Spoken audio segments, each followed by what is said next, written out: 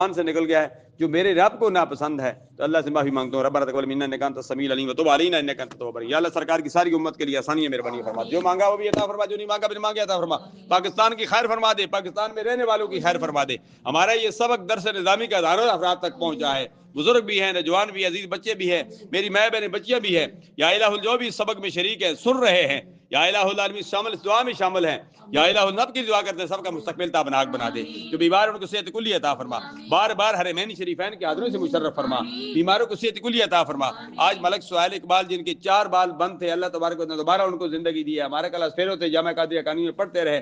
مدینہ طیبہ کی بھی ہمارے 2009 کے دوست ہیں حرمین شریف, عوض لال, محمد فاروقی صاحب, یہ سارے میرے شاگرد وغیرہ الحمدللہ والعزیز. ان کو ان کی عیادت کی ہے, ان کی دعا کرتے اللہ ان کو صحت عطا فرمائے.